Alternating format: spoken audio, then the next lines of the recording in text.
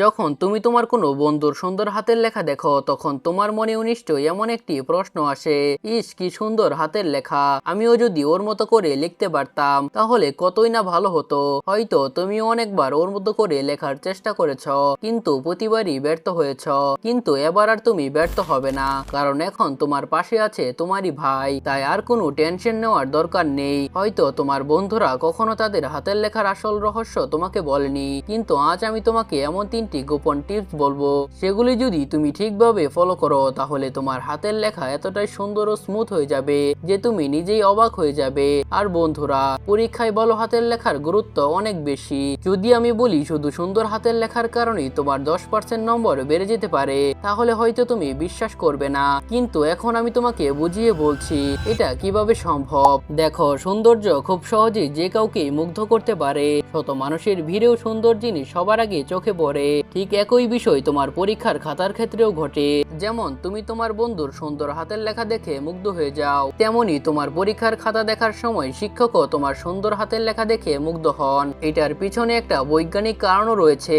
যখন আমরা মানসিকভাবে ক্লান্ত বা চাপে থাকি আর হঠাৎ আমাদের সামনে কোনো সুন্দর বা আকর্ষণীয় জিনিস চলে আসে, তখন আমাদের মন মুহূর্তেই ভালো হয়ে যায় এবং আমরা নিজের অজান্তেই সেই জিনিসটাকে পজিটিভ ভাবে মূল্যায়ন করি। পরীক্ষার খাতা মূল্যায়নের সময় শিক্ষকের ক্ষেত্রেও ঠিক এমনটাই ঘটে। শিক্ষকের সামনে নানান ধরনের হাতের লেখা আসে, কারো হাতের লেখা খুবই খারাপ, কারো হাতের লেখা মোটামুটি ভালো, আর কিছু স্টুডেন্টের হাতের লেখা সত্যি অনেক সুন্দর হয়। টিচার যখন কোনো শিক্ষার্থীর সুন্দর হাতের লেখা দেখেন তখন তার মনে সঙ্গে সঙ্গে একটা ভালো ধারণা তৈরি হয়, আর যখন শিক্ষক ইমপ্রেস হয়ে যায় তখন ভালো নাম্বার পাওয়ার সম্ভাবনা অনেক বেড়ে যায়। মানুষের স্বভাবই হলো সুন্দর জিনিসকে বেশি মূল্যায়ন করা, তাই সুন্দর হাতের লেখা তোমার নাম্বার বাড়াতে খুবই গুরুত্বপূর্ণ ভূমিকা রাখে।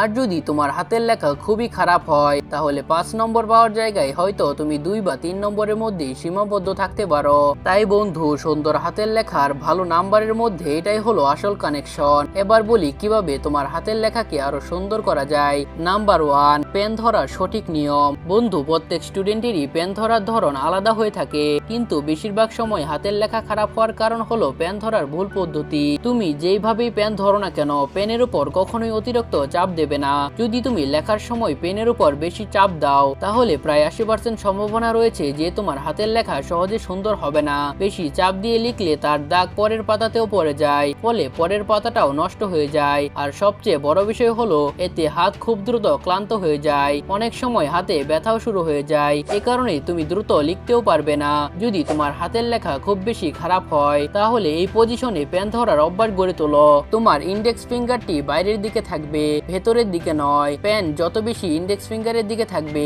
ততই ভালো হবে, আর পেন যত বেশি থাম্বস বা বুড়ো আঙ্গুলের দিকে চলে আসবে হাতের লেখা খারাপ হওয়ার সম্ভাবনা ততই বাড়বে। তাই পেন ধরার সঠিক অবস্থানটি ভালোভাবে মনে রাখো। আর সবচেয়ে গুরুত্বপূর্ণ বিষয় হলো লেখার সময় কখনো পেনের উপর অতিরিক্ত চাপ দেবে না।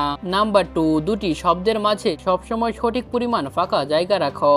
দুটি শব্দের মাঝে সঠিক গ্যাপ রাখলে হাতের লেখা আরো বেশি পরিষ্কার ও সুন্দর দেখায়। না খুব কম গ্যাপ রাখবে, না খুব বেশি। আর যতটা সম্ভব প্রতিটি শব্দ একই আকারে লেখার চেষ্টা করবে।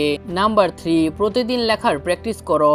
বন্ধু, প্র্যাকটিস ছাড়া কোনো কাজেই কেউ দক্ষ হতে পারে না। তুমি যত বেশি লিখবে তোমার হাতের লেখা ততই সুন্দর হতে থাকবে এবং ধীরে ধীরে দ্রুত লেখার অভ্যাসও তৈরি হয়ে যাবে, যা পরীক্ষার সময় তোমার অনেক কাজে লাগবে। তাই বন্ধু, এই 3টি টিপস নিয়মিত ফলো করো এবং নিজেই রেজাল্ট দেখতে পাবে।